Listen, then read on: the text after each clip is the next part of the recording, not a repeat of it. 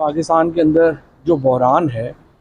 जिस तरह से सुप्रीम कोर्ट में जो प्रोसीजर एक्ट को तब्दील किया गया है, बेंचेस बदलने का जो इख्तियार है उसको बदला गया है, उसके बाद अब सुप्रीम कोर्ट को ख़त्म किया जा रहा है, ये बड़ी बुनियादी आइनी तब्दीलियाँ हैं। सबसे पहले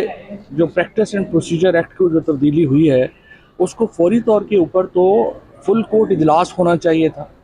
17 जजेस जो सुप्रीम कोर्ट के मुस्तकिल जजेस हैं उनको इसके ऊपर बैठना चाहिए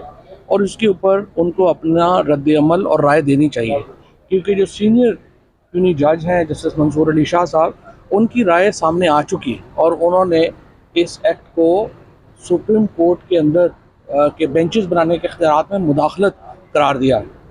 यही वो मौक़िफ़ है जो तहरीक इंसाफ ने लिया था उस वक़्त, और हम कह रहे थे कि ये जो बात है कि बेंच बनाने का इख्तियार नेशनल असम्बली या पार्लियामेंट तय कर देगी, तो फिर ये जो सुप्रीम कोर्ट के बेंच बनाने का इख्तियार है ये सुप्रीम कोर्ट से निकल जाएगा। और जस्टिस मुनीब अख्तर साहब का जो पॉइंट ऑफ व्यू है और उस वक़्त जस्टिस एजाजुल एहसन साहब का जो पॉइंट ऑफ व्यू था वो दुरुस्त साबित हुआ कि आज बेंच बनाने का इख्तियार भी पार्लियामेंट लेना चाह रही है। तो ये तो फिर बड़ी आसान बात है कि हुकूमत ही के ख़िलाफ़ मुकदमे हैं और हुकूमत ही तय करेगी कि बेंच कौन बनाएगा। जिस तरीके से कल चीफ जस्टिस साहब ने जो है एक शोरा आफाक फैसला ये दिया है कि चीफ इलेक्शन कमिश्नर और जो मेंबर इलेक्शन कमीशन है जिन्होंने इस इलेक्शन में जिन पर बुनियादी इल्ज़ाम है कि धांधली करने का, उन्हीं को कहा है कि ट्राइब्यूनल भी आप लगाएं। यानी जो बुनियादी असूल है कि nobody can be a जज इन हिज ओन कॉज, अपने केस का फैसला आप खुद नहीं कर सकते, मुसलसल सुप्रीम कोर्ट के चीफ जस्टिस साहब के जो फैसले हैं वो उसके ख़िलाफ़ है। और वो ना सिर्फ ये कि इलेक्शन कमीशन को ये इख्तियार दिए जा रहे हैं कि आप अपनी मर्ज़ी के ट्राइब्यूनल बनाएं और उन केसेस को सुने, दूसरी तरफ ये वो कर रहे हैं कि हर एक को पता है कि जो प्रपोज्ड आइनी अमेंडमेंट है जो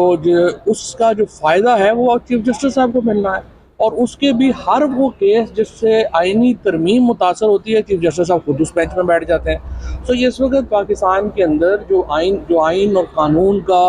अखलाकियात का जो बुनियादी एक प्रिंसिपल है कि nobody can be a जज इन हिज ओन कॉज, वो तो ख़त्म ही हो गया है। इसलिए मैं ये समझता हूँ कि एक तो फौरी तौर के ऊपर ये फुल कोर्ट होना चाहिए। फुल कोर्ट सिर्फ इसलिए नहीं हो रहा कि फ़ायज़ साहब इंतज़ार कर रहे हैं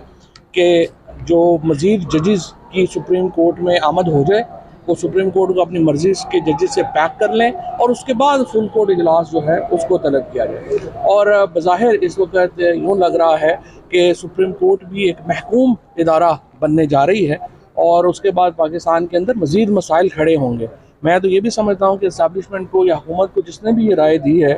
कि वो जुडिशरी से और अदलिया को अगर फतह कर लेंगे तो उससे मामला आसान हो जाएंगे, ये और मुश्किल हो जाएंगे, क्योंकि देखें मुमकिन ही नहीं कि वकला इसके ऊपर खड़े ना हों और जज इसके ऊपर खड़े ना हों।